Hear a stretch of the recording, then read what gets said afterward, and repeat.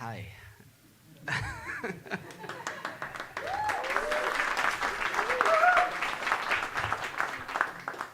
So, just a word about me. Yes, I did. I was there on day 0 of this conference. In the afternoon, people are going to make me cry, possibly on stage. It is 15 years of doing this, and it was super fun. And that's why they invited me. They invited me to talk here at the keynote. I think the topic is really interesting right now, and it's extremely important for us to have discussions. I will not be going into the ethics of this. I will just be tackling the fun side of using it from the engineering perspective. Who am I? I'm a software engineer by training. I have been running departments. I have been running companies for a little while, total maybe 20 years. Ooh, feedback. Yeah, I've been doing this a lot. I love doing it, and I'll continue doing it. And this has been a really a breath of fresh air in my experience as a software engineer. Okay, so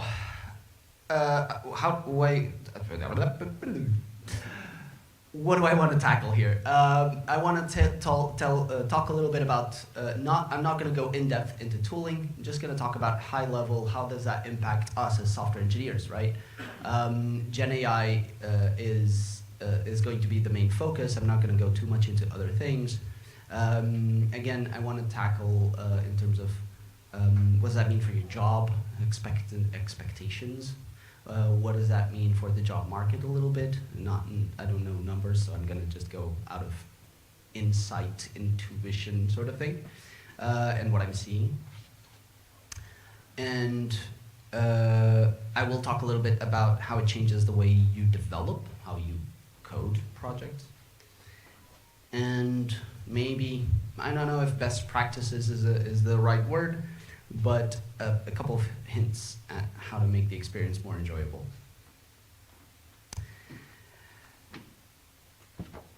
Okay. Okay. Gen AI is here to take your job. Yes. No, not really. Where's the notes?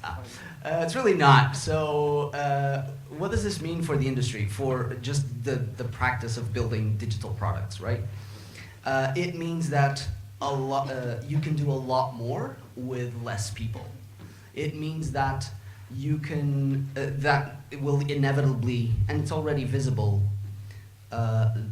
inevitably have smaller teams moving really fast and building full products. It means that hiring is going to get weird, in the sense that the expectations are going to be a lot more aggressive.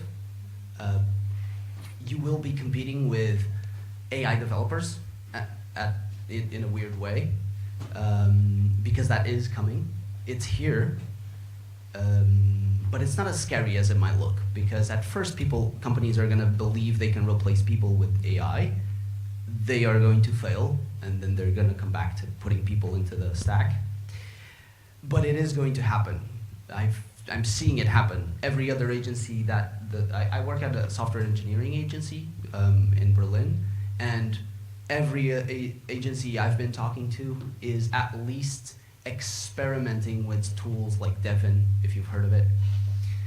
And that is scary, because Devin, for those who might not know, is essentially an AI colleague that delivers code to your project, and you interact the same way with it, the same way you would with a. It's a mix of a GPT and a colleague, right? It's in your chat tools, and it will ask questions, clarification questions. You can make changes, ask it to change things. You can give it tickets, and that's a little scary, right? It is a little scary, but they do not replace what we do.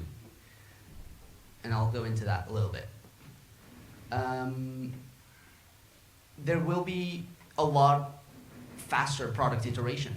You will see, we're already seeing that actually. If you have a pulse on how products are popping up and how fast they are moving and companies are delivering new stuff, it is breakneck pace. It is hard to keep up. I think as software engineers, for us, what that means is we need to understand we're no longer, well, I'm going to go into that in a little bit more detail, but we're no longer code monkeys, we're no longer keyboard jockeys. We are product engineers. We need to understand what we are delivering because that is where the value is.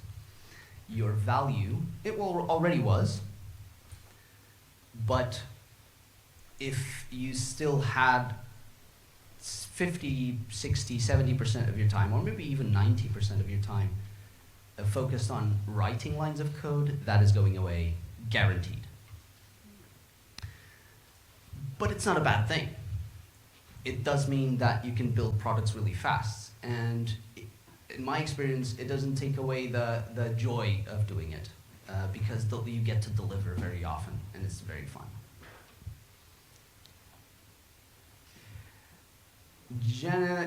Okay, so first of all, Gen AI all up in your tools. Is this correct? Well, yeah, okay.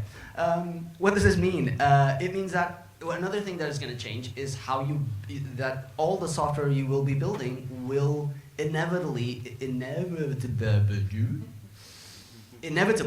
have a component of AI in it. And that is going to be extremely easy to do, incredibly easy to do. It is today. You can do insane things with just the off-the-shelf models that exist. You don't even have to think about hosting them. The API services that exist are awesome. But it does mean that Gen AI is also going to make its way into your code base, not just writing it, but you will be using it as code. You will be calling those APIs to do things for you. Things like extracting data. If it was good before, it is amazing now. I can literally create, let's say, energy costs statement, upload it to an API, and extract very precise data out of that statement. I can then do whatever I want with it, and use AI to do complex evaluations of it. Tools like rating your performance in a call, in a sales call, based on known frameworks are incredibly easy to do just with prompting and the AI and the AI APIs. So it is going to make the software you build is inevitably going to make it into your code base as a thing you use instead of code. My advice is get good with it, if you can, when you can. But you're still early. Let me just check my notes. Do we have time? You have notes? Oh yeah. Are we good with time? Yeah. Okay, cool. I don't have a lot of more slides. Something never changed over 15 years. Oh yeah, I was going to do this with a post-it, but she convinced me to have slides. I left my days. Before you, we have a Q&A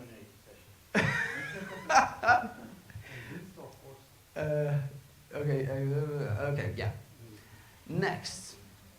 So it's going to be, I covered this a little bit. It's going to be less about the code lines that get written and more about the structure. So as a software engineer writing a project, the AI is going to generate a lot of the lines of code, and that is your fastest path to delivery. One thing I've learned, so this is the slide where I talk a little bit about experiences. One thing I've learned with using Gen AI as I'm developing with an integrated IDE, so an IDE that is AI enabled. My preference is Cursor. There are a few coming out. It is life-changing. I depressed all my company when I demoed it at Morning Friday. We built live during that demo a product in 45 minutes that it would take the team maybe a week to build. And you guys, if you develop software, you know a week is not a lot. Like, you can do a lot in a week, but we did it in 45 minutes, and it was just me writing, presenting live. The whole thing, authentication, front end, back end, database, it was running live as we were developing it. The point of this slide is hints. It will generate code for you. That is your happy path. What you want to do is help it do that well. LLMs are not actually smart, and they are limited in memory. Now, even the ones that aren't actually don't remember stuff too well. Large contexts are don't really deliver the best results. They're very unpredictable. So there's a sweet spot. I don't remember the number, and I never actually track it. How that affects the way you should code is you want to have great context for it to behave. Give it Rails, and that means documentation. So you will be programming a lot in English. English, unfortunately, is again, and I say unfortunately because it's not very universal, right? A lot of people will say, but I don't know English. I'm not good with English. That's not my native language. But the best results come from doing this in English because of training data. Giving it Rails, giving it lots of documentation. Let me make sure I'm on the right slide for this. Yes, no. Yeah, this was that's cool. I'm driving it in English. Yeah, that's okay.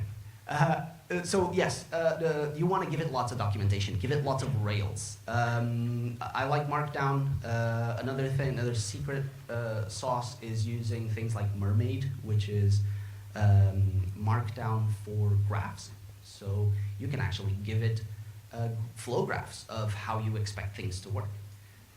Another cool trick is you can start by having conversations with the AI to generate good documentation if you're not great at documentation. So for example, I don't actually know the syntax of Mermaid. I ask it, I explain the thing I want, I ask it for the Mermaid chart, I validate it looks good, and then I use that in my documentation. So that's sort of the iterations we're talking about. You go step by step. Boom, boom, boom. I don't want to change slides yet, but I will. Okay.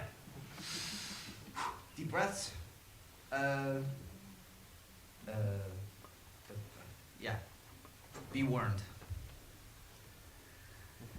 So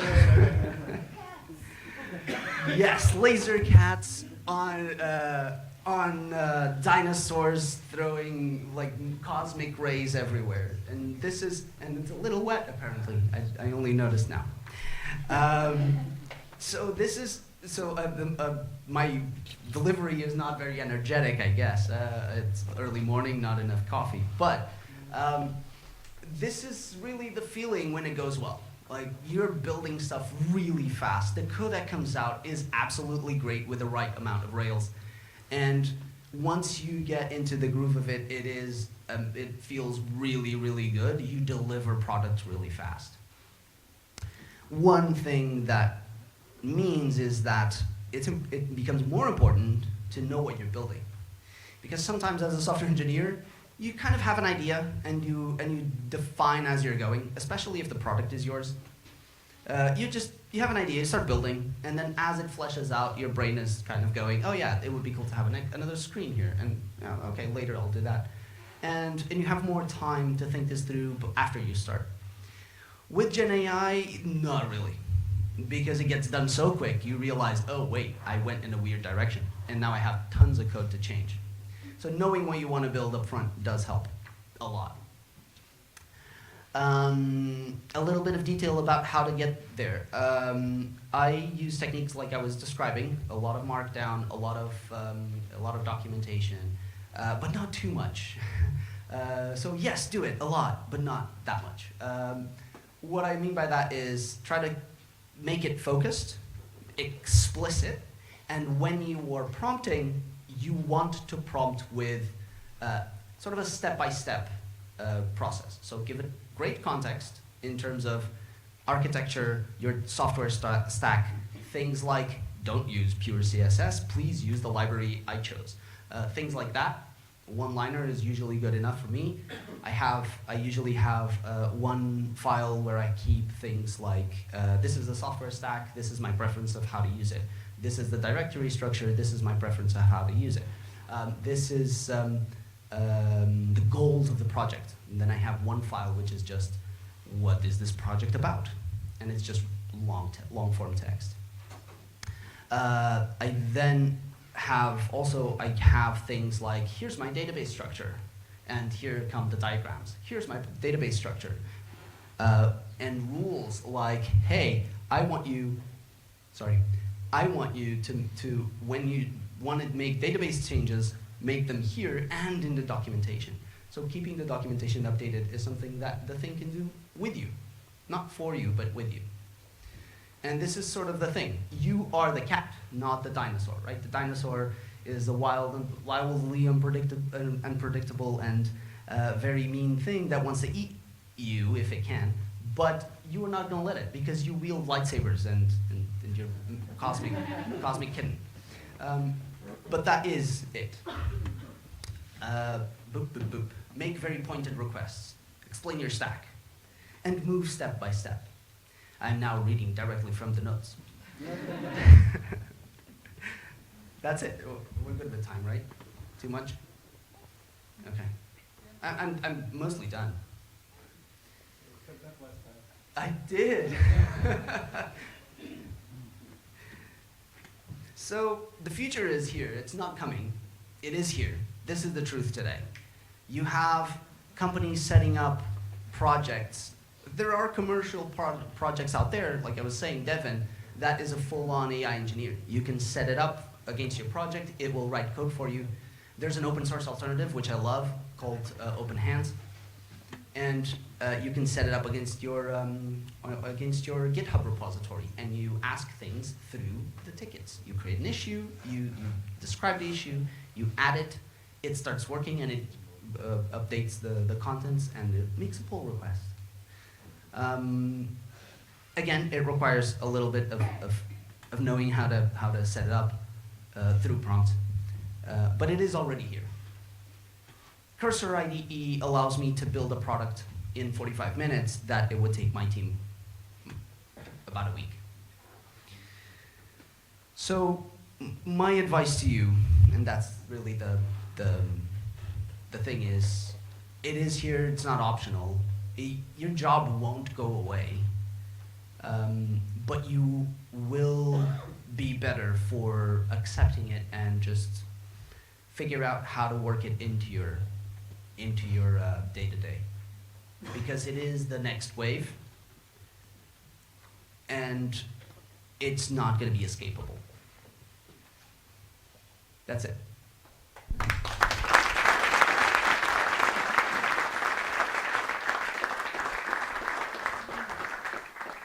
We're good on time, right? I'm done. Oh, do you want to have questions? Do you guys have questions? I'm sorry. Do you guys have questions? I'm happy to talk. If you have questions, please tell me so I can deliver you the mic. There's one here. If there's other hands, like... No, I can share.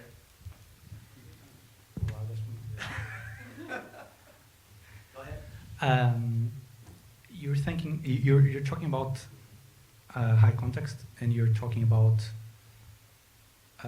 delivering step-by-step prompting to get high quality value and outcome. And I can't avoid thinking of an analogy that I would like you to consider and maybe comment about. I think about parenting. I think about children. You're relating already, or... So what you were talking to me was you want the child to go to school. You don't go and say, go to school. You come and say, wake up, get up, good morning. You go and say, let's have breakfast. You go and say, brush your teeth, put your shoes, and you're on into that. So in that analogy, maybe some other people like other than parenting, but sorry. In that analogy, I think to myself, when what's your comment on what was the age of that child that you were parenting last year, last week, now?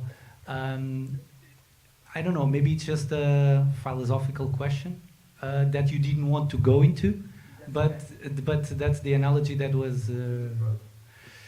yeah, it has to be about speed, but also about current status. Well, let's say like that. One last thing about tools. Maybe no. It's really short. It's really short. Maybe that's not poorly.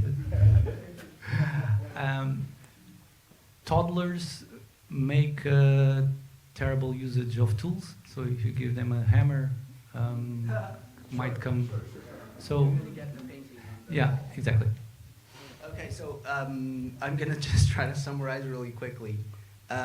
This is really a couple of questions, right? It's about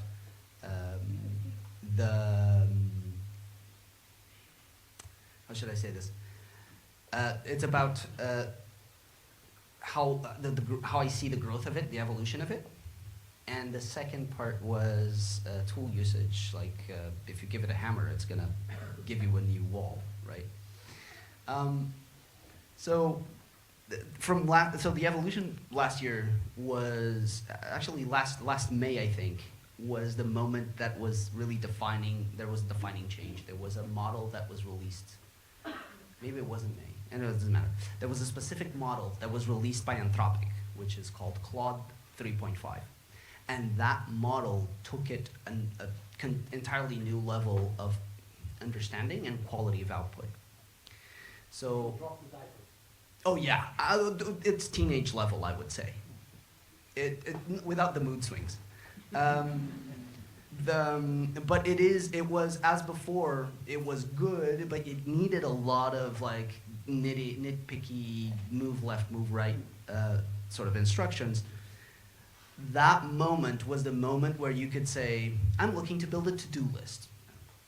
And it goes, I know how to do that. Use this, use that, blah, blah, blah, blah, blah, and it gives you a complete thing. And it's not insanely bad. And it functions. So there was a leap in capacity. My expectation is, so my experience today is that a little bit better, but that is still the gold standard. That's still the model that everyone is using to get the best results. Maybe the new thinking models are better, but the evolution really is extremely fast. The other question about giving it a hammer sort of is connected to this. I have played around with giving it tools and giving it more autonomy. This is a technique where it's called tool calling. Essentially, you give it functions that it can decide to call. So as you give it a prompt, it goes, oh, I want to call this other tool that I can use, that I know I can use. And then when the tool is called, I get the results and I can change whatever I was thinking. Initially there was this concern that if you give it a tool, it would break the wall, but it doesn't. It actually behaves fairly well at this point. It will do things. I built a small project for me where I give it a database. It's more like a note-taker database, and it has a capacity to take files and documents. So I was just playing with it. I gave it a file without thinking too much. I gave it a file, and it went, oh, this is a document. This is probably important. I'm going to save it in your notes. And I didn't ask for this, and it sort of went rogue on me, but it was trying to be helpful, and it wasn't destructive. And I haven't seen it be destructive much. On code bases, yes, because on code bases it doesn't have a good idea of at any given moment, it doesn't have a good idea of what is an all-encompassing change. Like if you change a model in a database, you probably need to change a lot of other things. Sometimes, depending on how good the code is, it'll be easy, sometimes it won't. And if there's a lot of change to do, it's probably going to break some stuff. Does that answer your question? Yeah, we're done with time. No, let's take another question, right? No? I'll be quick. We're done? Okay. Is there a really pressing question? We can talk. Yeah? If you want. I don't think there's time. No. I'm sorry. You guys have 30 seconds. I talk too much. Don't do this to me. No, I think we're done. Okay, let's do it. Speed run, let's go. I just love to hear your opinion on this. If we are all going to be senior project owners, how does anybody get to senior? That is a if great there's question. no junior jobs? That is a great question. I think training is just going to have to be, there's going to be a bigger emphasis on training. And I think the AI is just going to get so good at some point that it won't need as much managing. Like again, not being too precious about the lines of code right now is the norm or the best practice. At some point, even the architectures are going to be like, I know how to do this, don't worry. So it is coming for our job. Yes, I didn't want to say that out loud. Come on, I'm trying to keep it positive. No, I don't think it's going to come for our jobs in that sense. But yes, if you're precious about the lines of code, it is going to become more rare that you do it. Especially in the most, like, if you're doing web, if you're doing SaaS, that's so common that the lines of code are no longer relevant. I think in a lot of things it can't do well. They're going to be very specialized. A little bit like there's still a need for COBOL developers. That's it. That's the answer. Speed run. Done. Thank you so much.